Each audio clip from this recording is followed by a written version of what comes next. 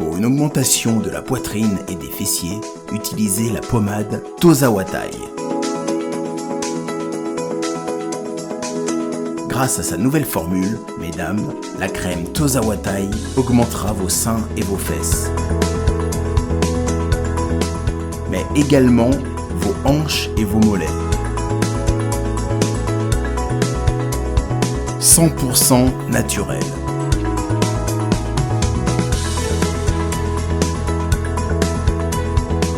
Cette pommade sera également efficace pour les hommes au 06 05 50 23 18. Salut tout le monde, c'est votre artiste Inosbi, le jeune leader Yamboka, le Molodo et leader. C'est juste pour vous recommander de vous abonner massivement sur la best chaîne YouTube Gossip DRC News, number 1 on YouTube. Polyvalent pourquoi? Parce que nous avons maître spirituel. Tout cas, où ils ont dépendant de la spiritualité dans la rango, ou peut dépendre de la physiquement dans la rango. Donc physiquement comment? La maladie incurable au bas de nous bazar que non, ba bois kilo maladie. Tu vas voir que les malades parce que peut-être à y bagelo rabat. Tu as PC solution. À y bagelo rabat. Et si on a fait un avouer que non, aucune explication claire pour faciliter la tâche dans la faut avouer. Que mettre maladie on a ça on a yébé si kana auto na yiba ke loka batu moi et convenait ile ngabo et que faciliter la tâche ya kosala musala mbala moko quelque chose ba charge lien moko familial ba kanga libota wana ba esprit nga ba na capacité ko fongola ba fongola pe no pesi mutu na solution na ba fongola na pesi mutu na solution mais on aura ba retour TP quand même bitumba mo pe bola liboye ba famille ba eta yo parce que pesi solution na un monsieur ou une dame par rapport à un problème c'est na famille na ba. Disons sur le retour et à la raté c'est que na kosi wana na lobi lokuta ba retour et à la comment se fait yo ça attends passer tout le monde ngo o ça la délivrance moko bo délivrance on a tellement zaki makasi trop retour raisonner pas na pasteur o ezali na chapeau ezali parmi ba richesse o na tikala ngo tango koko o tayo kufa o ezali tango moko ta mutema tikala nga nzete o abisa nga nzete o ezali ba non nzete o abisa nga nzete o ezali nzete o nga moko na bana ko utiliser banda début na banda makambo ngo ezali nzete o nga na bango utiliser batikela ka yepe pa koko na bango OK et pas koko na bango tango yepe ngo kata mutema tema akufa na maboko nga na zala wana juna ngo mbule bete makasi mbule bete makasi zo kata mutema ya ba chara ya bambongo ya kubumela ko yango eza nouveau testament yango liboso na ngo nouveau testament o ezali esprit oyo esprit oyo ezali esprit moko rapide totindaka na bamission oyo etali makambo ya mbongo voilà bambongo oyo tomonaka oyo ebimaka na baportemone magique oyo ebimaka na banini eza bambongo oyo ezalaka rele eutaka nango na babanke donc mpona nga mete eutaka wapi na misi mbongo nango ebimi peut-être binesi 1000 $, na journée moko neti lelo mercredi et vendredi plutôt il faut mbongo wanaka 1000 $, il faut kaka esila nini esalaka mpoka il faut kaka esila so elali moto akozwa problème. Ce sont les aventuriers oyo nyonso alobaka ningo baza baaventurier jamais yo mutu ayoluka portemone magique ya somme moko tout comme ça ou 5 000 $, to 1 000 $. Pana yo onimi nano keno maintenant na pota portemone 1 000 $, ezali opesi yango après ocha 10 000 $, to 5 000 $, ocha condition keno mbongo efosela ka lelo ça on a posa obelise mutu chaque mutu azala 10 000 $, chaque jour to 5 000 $, chaque jour asisa yango le même jour wana yango donc nasala échange ya mbongo oyo amone oyo mbati nyonso bazana capacité ya kolia fola. Là c'est 10 000 francs congolais mbongo na biso ya mboka toliaka 10 000 francs na dollar to na biso alwa 5 $.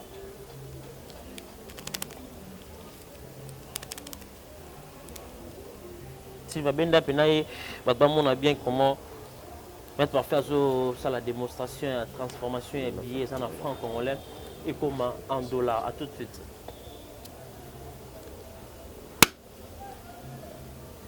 Alors le monde est visible son si bas au tout le monde il a fait le monde ouvre mon opportunité mais c'est mon opportunité ça fait des personnes respect il a fait le monde si bas au tout le monde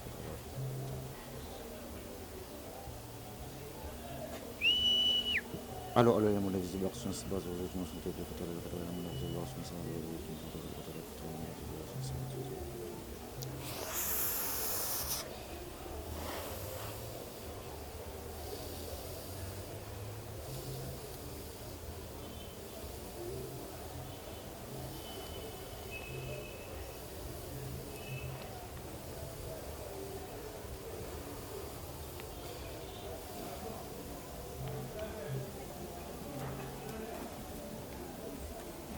C'était parfait.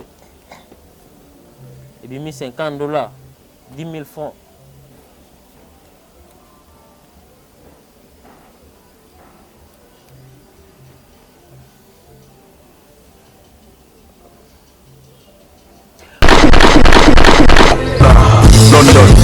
En tout cas, Diesola Nazaka kana yo agence à kitoko boy papa. Obi ke na tindi batu nyonso kuna. Au sein la famille surprise, tindela bango biloko à toute sécurité na agence de biso Zola Production A. Rue du Marcadet numéro 31 rue du Marcadet, Paris 18e. Biso tola la kate biso. To tinda kana pepo, to tinda café na masuwa. Na Diesola. Et comme beta gazon. Nga bibe na Paris zaka Diesola. Batu donc bazo kam ndiki biloko zo koma noki boy. Na bataki sasa bazo ndima te. Boye biwano ye okutani na Diesola. Tu envoies ton colis, ton frère ou ta sœur ou ta mère à Kinshasa, il prend le colis à bon et uniforme. Nulle part ailleurs sur Zola Production avec lui-même Diesola London. Aussi voilà, mariage de la samedi. L'autre j'ai demandé qu'il bloque commis et pourtant na tela qui voit l'on a mardi na tongo. Lelo j'ai dit aux on a maboko déjà côté kokina netité de aussi voilà. Na tia qui a pas ya Zola Production pas Diesola. 31 rue Marcadet. Nzamba pambola bino penza o agence à kitoko pe loko bunga kate. Nande boza ko embala ngo bozo protéger ngo na biloko eza fragile. En tout cas Dieu na évité. Et on a qui na kei kitoko vraiment. En tout cas merci beaucoup pour qu'il de l'avant. Avec Jazz Gavoulou, hein, on parle plus trop. Presse en ligne, avec intelligence, avec sagesse, tout ça, pas trop de polémique. Ce qui on mélange pas les torsons et les serviettes. Hein. Nous on est serviettes, on dépend pas des torsions. Gossip DRC News avec Jazz Gavoulou. De belles interviews, de belles collaborations, de belles images. Parole de Fabregas. Bonjour, alerte générale, abonnez-vous sur Gossip RDC News. Jazz, Tokos. Gossip DRC News. Les boss, ah. Voilà, merci beaucoup mesdames et messieurs d'être là toujours fidèles, de nous suivre de partout sur votre chaîne Gossip DRC News Télévision. Comme je dis souvent, culture d'excellence au rendez-vous, nous sommes là pour vous donner des informations par rapport aux actualités. Mesdames et messieurs, vous le savez tous, l'artiste Papa Wemba et Koumani vient de totaliser 6 ans depuis sa disparition à Tika Kibiso depuis le 24, une certaine année, l'autre le 20, bien le 22. C'est dimanche, tout ça le 24 avril, au programme Mazoko qui a 6 ans.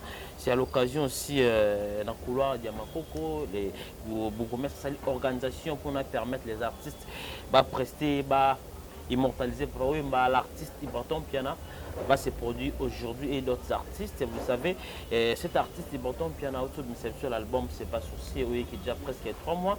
C29 a encore 3e clip intitulé du titre Balanga ou ils ont C29 à vol. J'espère que Jonathan Dario aux illustré les bis pour te rendre utile, agréable. Clip on a beaucoup de ils ont ce 29 avril, sortie officielle. Il y a 3e clip et album C'est pas sorcier. L'artiste est Breton Piano va se produire aujourd'hui dans le couloir d'Yamako. Venez nombreux pour savourer la bonne musique de cet artiste et de l'album C'est pas sorcier. Donc mesdames et messieurs, il y a beaucoup de news. L'artiste va se produire le 1er mai dans ville là-bas dans boulevard à côté à Al de la Gombe par rapport à un concert toujours il y a cet album mis en chimie de monde. Mesdames et messieurs, aujourd'hui je suis là avec parmi des maîtres spirituels Oyo Bazap pour nous bateau par rapport à problèmes de vie dans le monde et des problèmes qui est là pour nous permettre aussi la bateau d'assister pour nous couper sa bateau solution. Il est là maître parfait. C'est avec lui on va essayer de parler par rapport à la spiritualité aussi. On va toucher aussi des points d'actualité d'autres artistes musiciens Oyo Bazop album comment on voit aussi des clips. Si aussi dans 4 clips tout le monde en a battu, c'est aussi important dans la spiritualité. Tout le monde a l'artiste fait go là, tout ce album Dynastie, très bel album. Tout le monde clip il y a Royaume Kunga par rapport à l'artiste à s'habiller aussi il y a signification ça na bima na site endroit tout ça on a plutôt sur lango na maître parfait ou ça parmi maître spirituel oyo va soutenir tout peut belé par rapport à cas problème il est là. On va essayer de parler avec lui tout département et maître parfait ça ranini.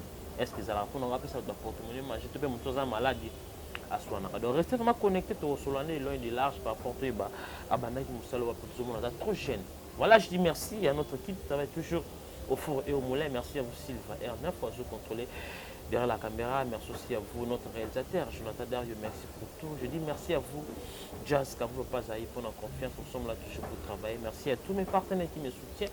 Et partout là, je vois une grande dame, Madame Wasson Tchétché, Africa, qui me suit depuis Paris. Merci pour tout. Merci à vous, Movier. Odilom Ampouya, votre exemple à suivre. Quand on a croisement Gambelo Parlement, je suis Odilom Ampouya, Kotawana.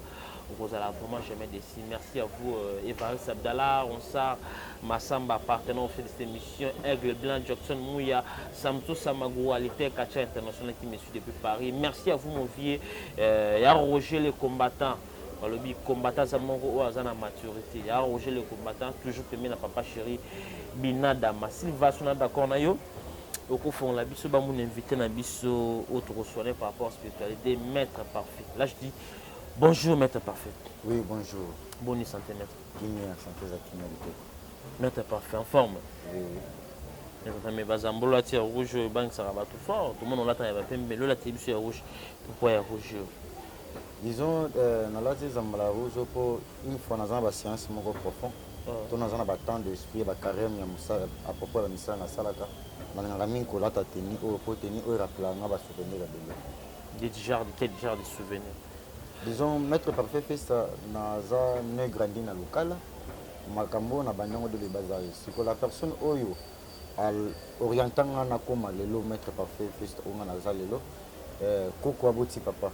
Koko aboti papa na biso azwanga bébé à 3 mois. D'accord. Azwanga bébé à 3 mois et donc 18 ans relation na Makambo. Siko ya zaka de façon sala musala na yemi mingi batenio banoko lata yango. OK. Tenio banoko lata yango. Siko na zaka de façon na sala Makambo moko bo o eze rap ils ont trop fort dans les amis qu'on a tenu au yé à Pessanga va couper. OK. Donc tenu au mobimani na latibo yé mda tikela nga yango va couper. Surtout on l'a tenu à Zambala pembe yango za na signification ni. Disons tenu à Zambala pembe wana ils ont tenu ordinaire na lata na science na orable ceux qui na wasala ba science moko ou ils que non ils ont très facile. OK. Donc sur la tire rouge ba science c'est très difficile. OK. Maître parfait. Voilà, merci beaucoup mesdames et messieurs. Il est là notre invité, c'est lui le maître parfait, c'est avec lui.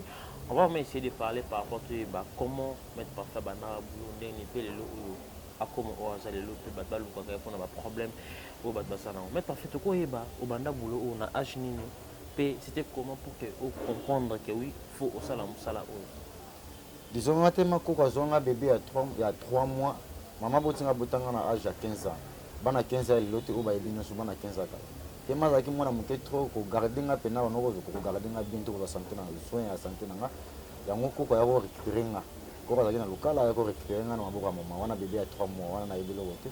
Et faire okolo na maboko na tellement ya zaki grand maître spirituel à niveau lokala wana et tant nga komi ko zo moi conscience âge komi ko ya partir à 5 ans na bandaki makambo.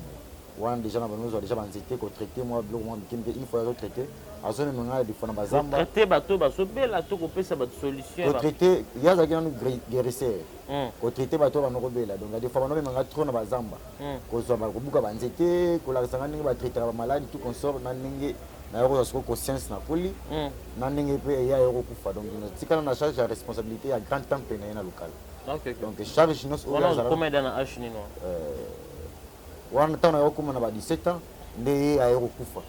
Tant que comme on a comme 17 ans il est au fond donc pendant 17 ans on a tika na charge de responsabilité ya temple na grand temple na lokala ngam na shara donc nyonso oya banoko sala etika na maboko nanga donc azali na vision moko banoko vision nga ja banaka la pa que non une fois na zate mutu no tika la richesse ya connaissance nanga déjà parfait donc on a tika la connaissance na nyonso mettons batike lui connaissance wana est-ce que na début on a qui maman na facilité ou s'adapter ou assumer la responsabilité à la spiritualité na âge où ça qui normalement pas toi qui na battu pas nos soins pour que on maintenir non na zana mutu moko te o achanga po ande o ya vidéo la sanga musalo donc te mazonga de bas âge bébé à 3 mois donc yende mutu azuki na temps ya ko inisinga mobimba na ninga ya kotika biso akufa na yenga na tikana na charge makambo na donc na zana à des temps richesse ya mungu atikela nga va kufa bato des recommandations où il y a une facilité à tâche à sala bamusala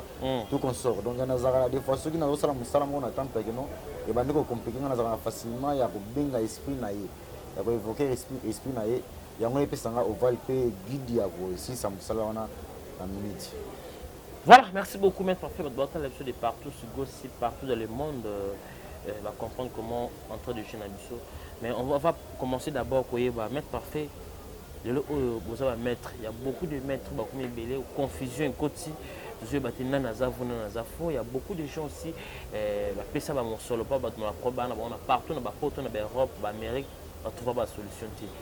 Est-ce que vous pouvez assurer que vous êtes parmi les maîtres Oyo, si le long de telle émission a contacté, a proposé pour moi une solution? Disons tous les maîtres, moi je l'appelle des commissionnaires, commissionnaires, maître commissionnaire, dans le sens simile. Bangonde bazora ba misala ba yaka nango epa na biso to sala. Do misala o bango bazora wana arobima pa na yo la liste que non ça maître mais arobenga biso ba maître o to sala musala na clarité nyosu to sala musala. So tu comprendre dans sens que non ba kongo bebi sa réputation de dignité musala o. Yango biso moko tema biso moko to za ba to sala déjà musala wana yango to yeli biso moko kongo développer mon que non ce sont des commissionnaires bazara faux maître. Tu peux s'aventurer à sorte que non soit mon mutuo l'équipe besoin ça démonstration à PC confiance tandis que démonstration za musalate théorie mutu mususu démonstration za musalate pesa mutu musala asala musala ndi yango za bénéfice ma kamonoso pour démonstration za ngo eloko mo batera na bango yango tout comme yo peut goya ils n'ont pas mettre parfait que non mettre dans une pour sa démonstration na ko pesa démonstration na ba poto ba pays développer tout le monde dans ba salle moko batera ba démonstration parce que quand tu faut droit d'entrée faut droit d'entrée na doit ça ba démonstration batera na bango yango za ngo bandi batera na bango yango so ko bino so ko moni mutu aleki liboso sali démonstration ko pesa confiance que mettre tandis que azani mettre tant on tinda mbongo na yango beaucoup na ba problème wana beaucoup de problèmes que nous otina kimbo nous va mutu asa lo musala mais akoko sala musala te po azam magicien mais azam comme son.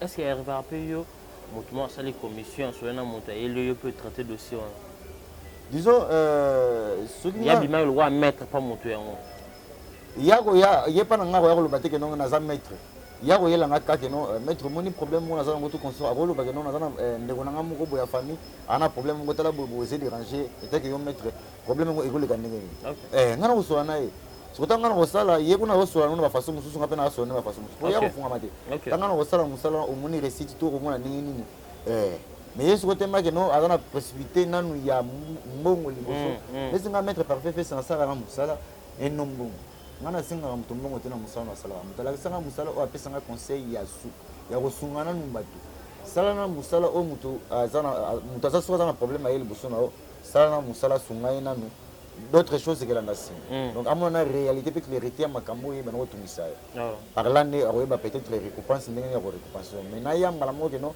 na sala musala tena biso que non taxi au facture makasi non et logo ça prévu pas mettre parfait fait ces années consultation ngana singa ka consultation pour à des fois faut sala musala basala na consultation ko yeba etada mi ya muto sala musala et famille za koma po ya ba famille mususu za que non ba famille na bango koko na bango moko bo acha mi ndeko na famille na que non famille so simba kisite siko pona na sala musala pa na fona sala na consultation yeba que oza normal ou oza normal te na ko banda musala te que na bande musala no to comme to arriver na étape mo na biso que non famille na bino basimba kisite tandis que dépenser déjà mbongo na au début da falo yeba au début déjà fallait na yeba au moins tena ko bimana ko aventurer mais fona banana ko consulter na yeba que non comment musala on a osala marche na ngoza comment. Voilà, donc tu as soulevé le mot très important, mais parfait. Donc par là, tu veux dire que ceux qui m'ont montré un problème, pour ça peut-être comme un porte-monnaie magique. Avant, c'est les services ou ça là on considère au tel pour comprendre que la famille n'a pas permis que à côté n'a pas systématique ou ana. Mais sur hôtel le monde bien oui ça ne va pas dans salade. C'est vrai. Ce que ça permet que non la condition la famille n'a pas condition on veut au que non muta aussi makisité. Na voyez pas consulter l'esprit oyo la famille na bango na l'esprit on a utilisé ko ça la collaboration na esprit na ngana esprit na bango ba pesa ovale ya mwana bango azobo. Donc ça ba pesa ovale. Te contact na ko ça bango so ba pesa ovale te na ko tout droit. Na pa na yo eza boye. Quelque chose mutana la kimbongo ana besoin solution yo tal c'est na vérité on que ça va pas marcher. Na ko so ne ana le bien on est ka que non ngana singa na mbongo te so fa ne consultation na on a achat. Mbongo no ke faciliter na tâche na soma matériel on ko sala musala. D'autres choses etikali soki na omoni clarité makambo na o ne ko yeba ko récompenser mais na yiso na que non pesanga bo ninga ba musu ba commissionnaire on ba za non na sala musala ta taxation mbala moko bo na za ne ngwana te. Maintenant faire votre objectif na yo département na yo deuxième question to ko ta l'entrée de chez na biso to yo ka ba lobaka na ba famille to na ba école tout ezalaka sacré ba famille na famille ba na ba façon na bango ba vivara OK ba sala chemin que ceux qui montent na famille ko comment bo sala ba makambo et au kita des générations que oui ba koko lolo na ebe ba on a priorité au bénéficier mambo ya sala ya malamu to pe ko sa ya mabe ba ko bénéficier na ka ya bongo ceux qui mutaye pa na o génération ba ko connaître peut-être bango ba sala pe makambo ya mabe ba sima ba kisi.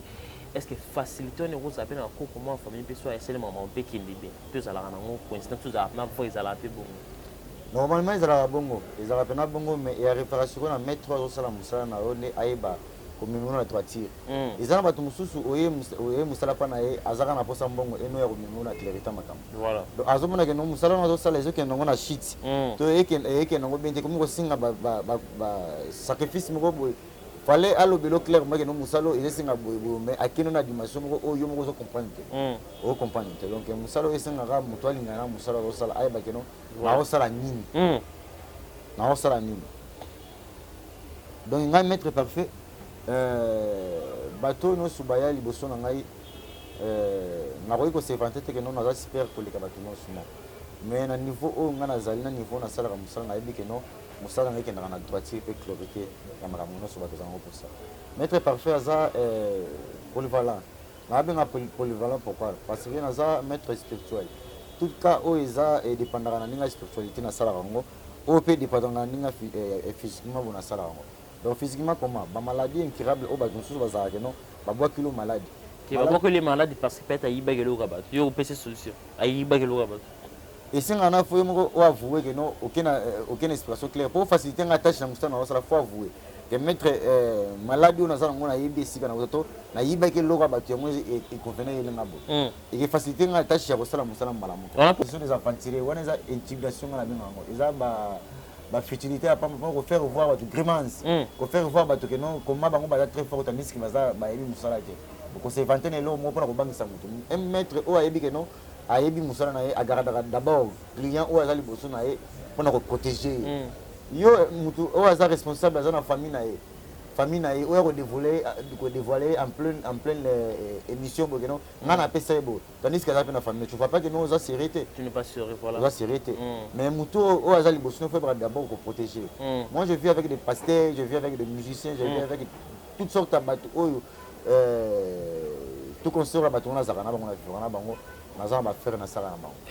Quand tu as fait Evariste Abdallah, tu as l'habitude de poster, ça va te poser une question. Si arrivé mon toit approché par une solution, mais il y a un problème, il y a une famille pleine de bakangara, tout le monde coco, oncle, bakanga est à côté au bon gâté. Mon toit n'est pas naïo. Au consulter au monde que oui, dans la famille, il y a un bakangé pour un bon gâté. Est-ce que vous êtes capable de faire une solution ou débloquer, oncle, tout coco, bakanga, maman, avancer au long, les pour nous passer ma maman, font dans une capacité au sala musala no soza caché au dans le monde de la spiritualité musala no soza spirituel dans une facilité de capacité au sala pas importe problème oh bakanga yo oh na famille na bino bobala raté oh na famille na bino bobota raté oh moi c'est moi qui moi c'est moi qui m'a mais pas faire famille bah tout quand même to sala étude ninga le bike no consultateur to sala étude générale ya koyeba état d'âme ya famille wana donc to kotaka pa maté famille no so ko kende pa maté ko sala musala na famille otandis ko bi position famille wana voilà faut ko sala étude donc na ebit ba esprit o ngana utilisaka na ba esprit o ngana traitaka na bango ba très fort makasi ba na facilité ya ko convaincre famille wana quelque soit ba cha lien moko familial ba kanga libota wana ba esprit na ba na capacité ko fongola ba fongoli pe no pesi mu dona solution ba fongoli na pesi mu dona solution mais on aura ba retour TP quand même bitumba mo be bola liboye ba famille ba eta parce que pesi solution na un monsieur ou une dame par rapport à un problème c'est na famille na ba disons son le retour et à la raté c'est que na kosi wana na lobi lokuta ba retour et à la comment se fait yo sala attends pasteur tout le monde ngo o sala délivrance moko bo délivrance on a tellement zaki makasi trop retour ezoni pa na pasteur et o songa pa na ote mais ezoni pa na pas moi na yoto na famille na moko moto ko sala très faible ezoni pa na no sona za ba retour et à la ngo mais ce que tu sala ba séance moko profond o eza fort trop aux aura effort ya se protéger en sorte que nous benga ba esprit o baza espère pour tous na esprit bele auto utiliser tous na quatre sortes de esprit ya mabele esprit ya moto esprit ya mai esprit ya mupepe donc ce que au ensemble ba esprit nyonso wana o ya mai o ya mupepe o ya moto vous avez la facilité la solution makambo no so déranger. Okay. Ou peut-être esprit on a bango ba utiliser les esprit à maille.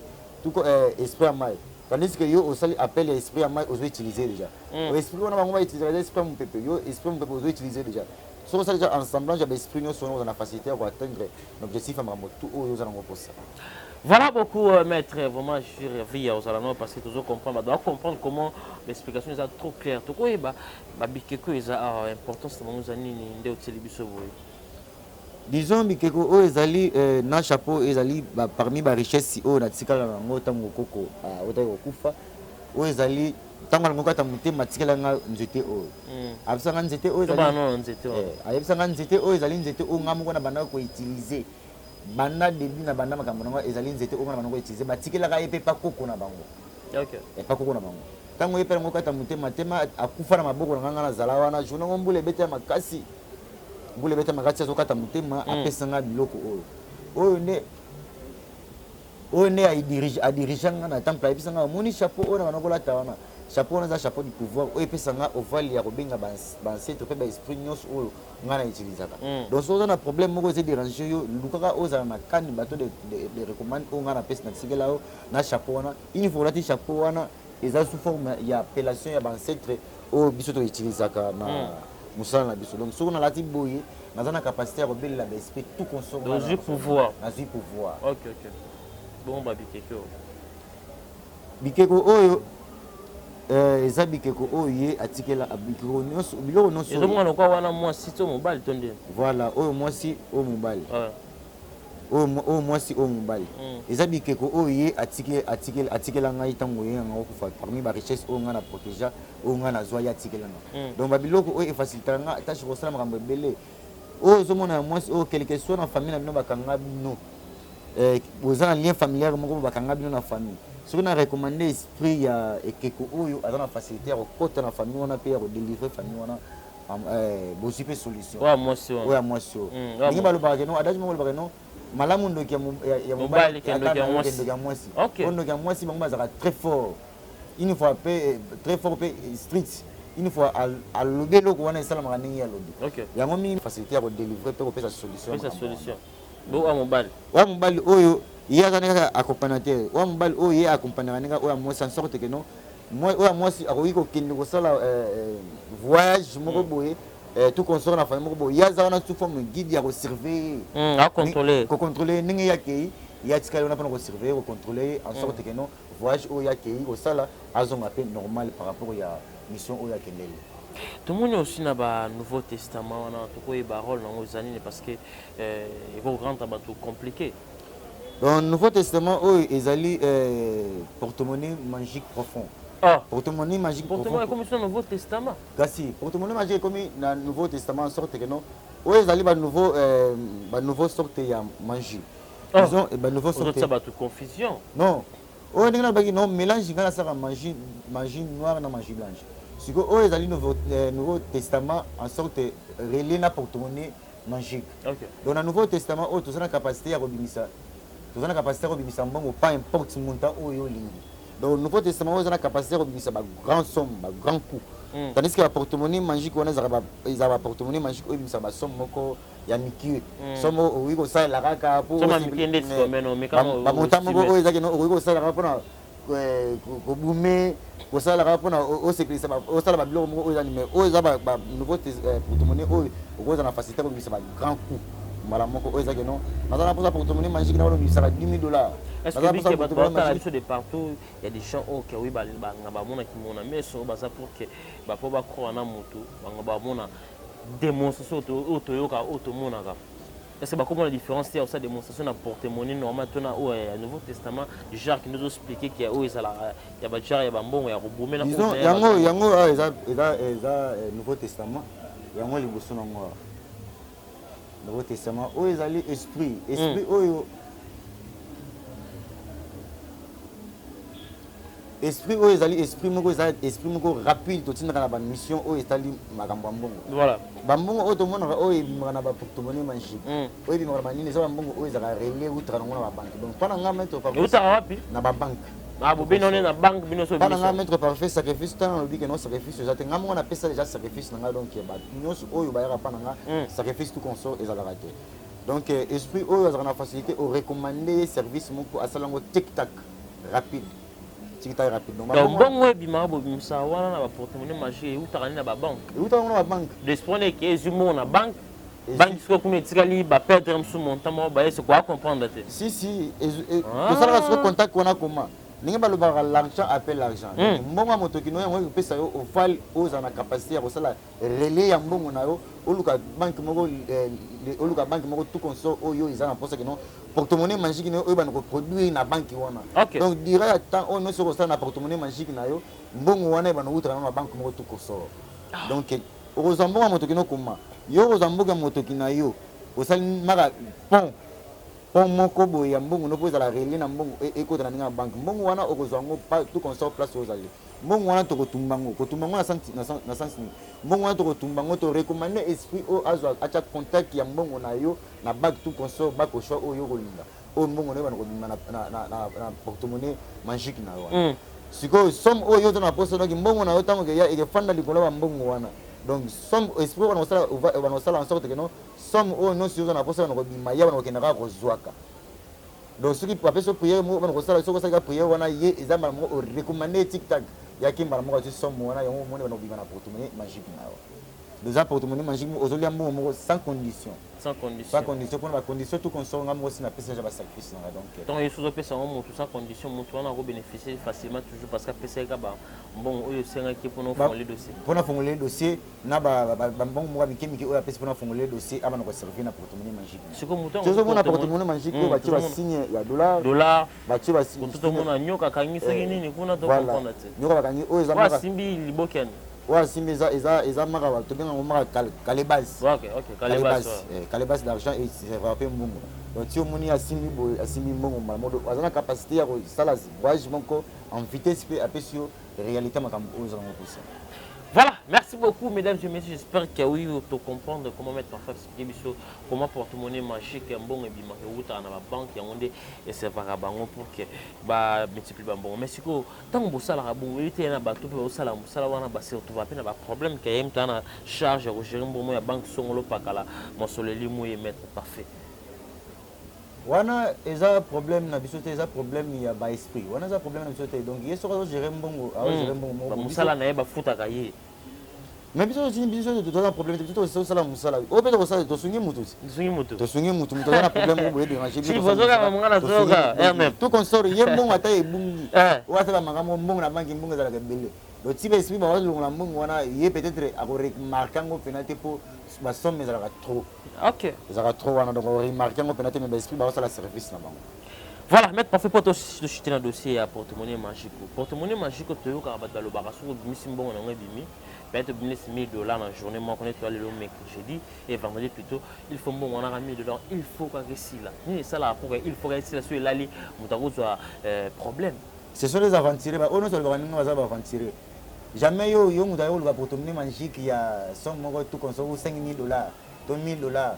Pendant yo ni maintenant que nous maintenant pour porte-monnaie $1,000 et les au PC ya moi après $10,000 to $5,000 au tchai condition que nous mbongo faut se la ralele ça on a pour ça obéli c'est mutu chaque mois ça $10,000 chaque to $5,000 chaque jour si ça les mêmes jours wana vraiment so mona to wana ce sont des aventuriers a tchai azo coincé on est si comme o ayebi que non o kokate vraiment quoi une fois pe so condition mo o eza que non eza compliqué yo mo de compliqué maman ko ça sortir na condition pour akatuka na mokuse ce sont des aventuriers pour tout le monde magique eza mutu ayekoluka mbongo na bancetre na bakoko na ye aleli na bakoko na ye bozwi epesani na bancetre na bakoko aleli na bakoko na ye basungi bapesi mbongo akwa boyo otyele limite ke mbongo wana fosilaka lelo non mbongo wana kosala yango nyonso ya plusieurs personnes oyo baza awa oyo nga na simbasimba beaucoup bazala na baétablissement moko ya minene bazala na donc bagrand boutique bazala na bafere ya minene basource oyo lani source ya mbongo na bango eza basource ya mbongo moko eza caché eza caché mais tellement baza bato na biso tokoki kodévoile te mais esika bafandi bango moko bayebi ke non si totala maître na biso oyo apesaka biso toujours solution ya baproblème oyo dérange. Est-ce que tokomona mwa démonstration te ya porte-monnaie magique pour que bato bacomprendre to rendre utile agréable mettre parfait parce que bato bata biso de partout baza bato moko ya tembe parce que opesi une différence ya porte-monnaie ya nouveau testament na porte-monnaie normal. Oui. Ils ont problème, démonstration, ils ont problème. Voilà, mesdames et messieurs, nous sommes là avec Maître Parfait. On va rendre les styles agréables. Tout le monde a démonstration. Tout le monde a comment Maître Parfait. Alors ça, il a dit tout le monde a comment tout ça, multiplication, un billet pour tout rendre les styles agréables. Tout le monde a ceux qui ont chantage, ils ont vraiment travaillé ça spirituel. Donc voilà, tout de suite avec Maître Parfait. Disons, ils allaient 10 000 francs. 10 000 francs. 10 000 francs, bon, au biseau de l'air à Congo. Mais il y a des personnes qui ont payé étranger, l'air à mon nom. Voilà. Dans ça, il faut transformation, il y a un bon oyo. En échange, il y a un bon oyo. On l'a bien, monsieur, parce que $, il y a assez. Oh, bon, comment je vais bangambo, il y a un moutoir, minéral, boyokani. C'est le moment où tu peux faire ça. Yango. Donc, dans ça, échange, il y a un bon oyo. À mon oyo, on a la capacité à rouler. Là, c'est 10 000 francs congolais. Bon, on a vu ça. Il y a un mot catholique à 10 000 francs. Un dollar, on a vu ça à 5 $.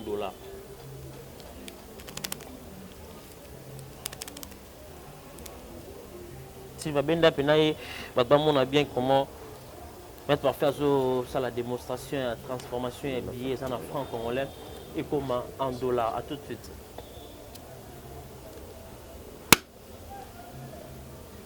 Alors, le monde est visible, l'action, c'est basé sur le monde, il a pas de la patrie, le monde est visible, le monde est visible, c'est le monde est visible, le respect, il a pas de la patrie, le monde est visible, c'est basé sur le monde, il a pas de la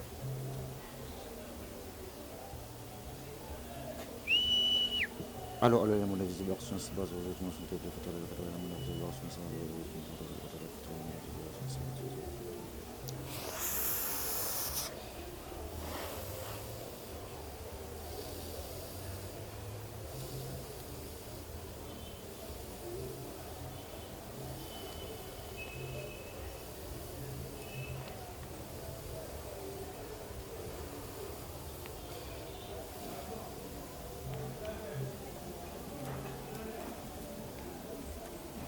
Maître Parfait. Et bien, $50, 10 000 francs.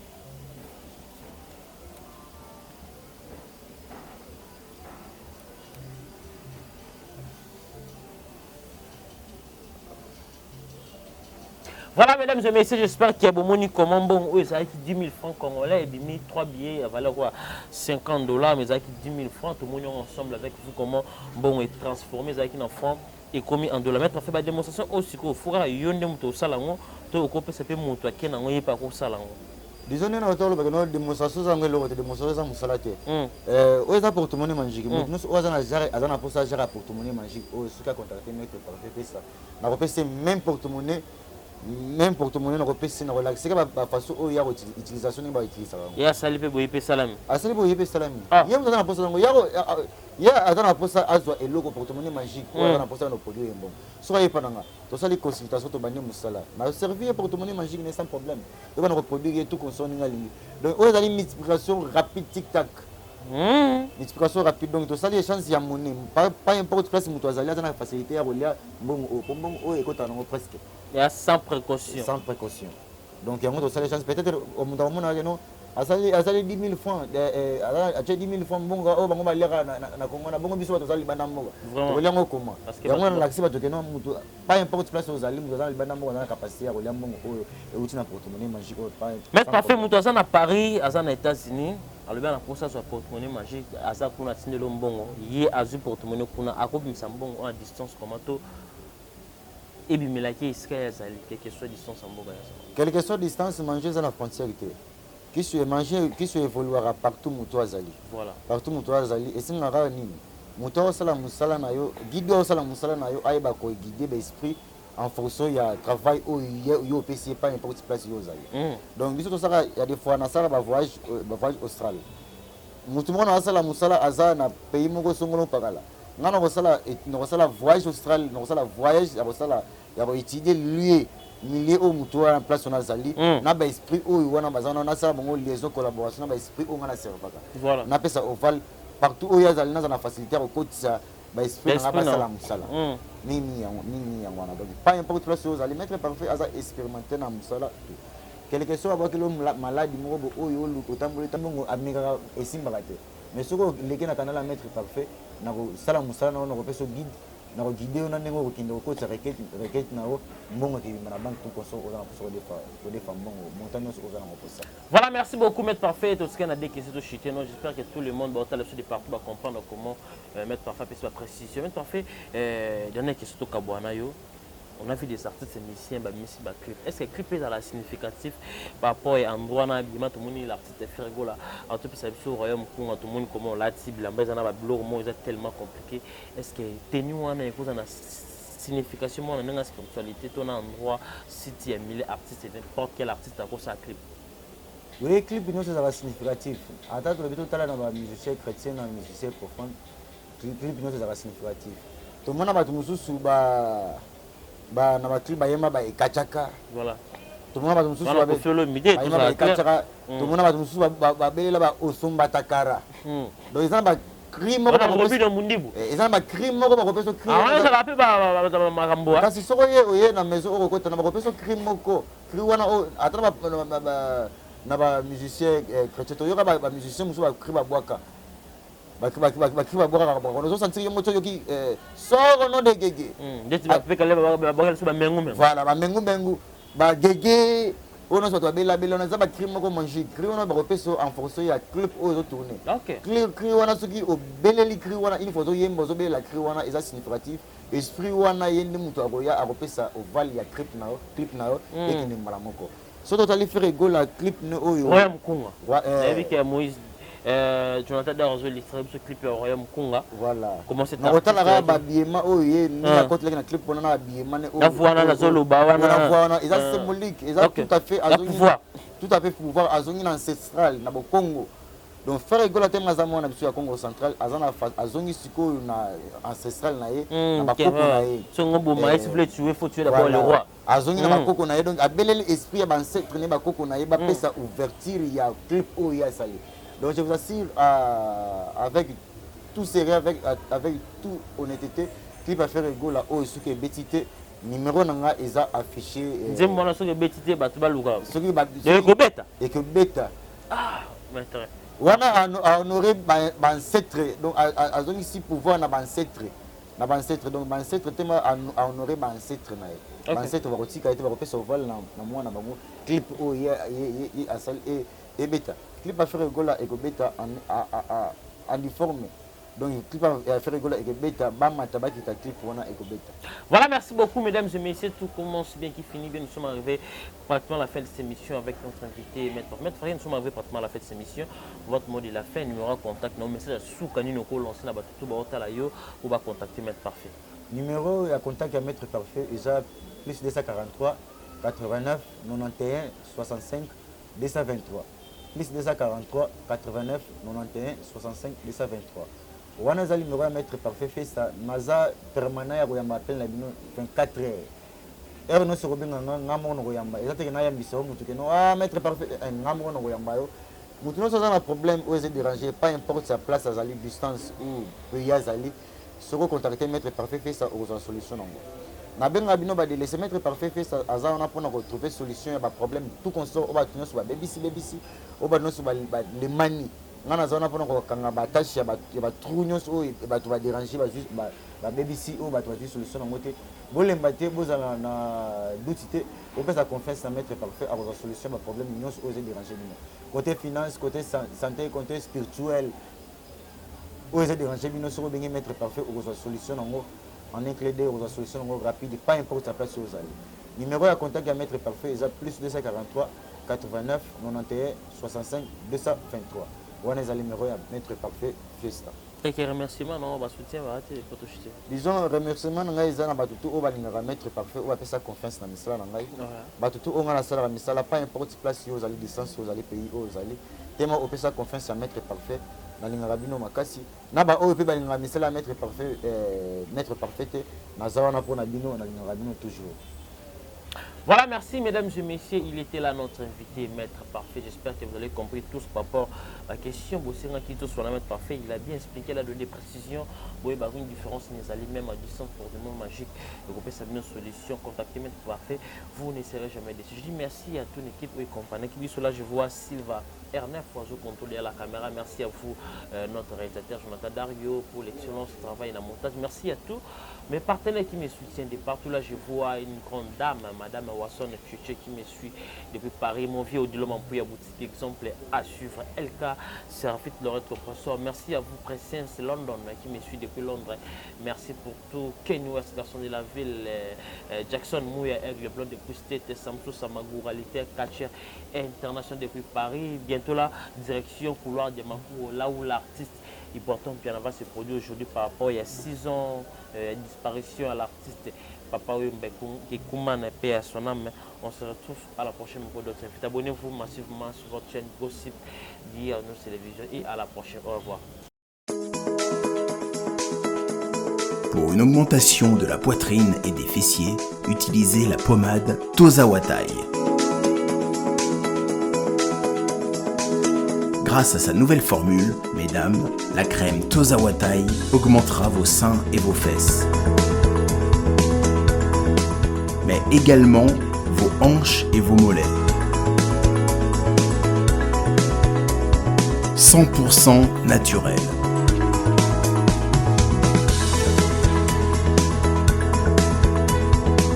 Cette pommade sera également efficace pour les hommes au 06 05 50 23 18. Salut tout le monde, c'est votre artiste Inosbi, les jeunes leaders Yamboka, les Molodo et leaders. C'est juste pour vous recommander de vous abonner massivement sur la best chaîne YouTube, Gossip DRC News, #1 on YouTube.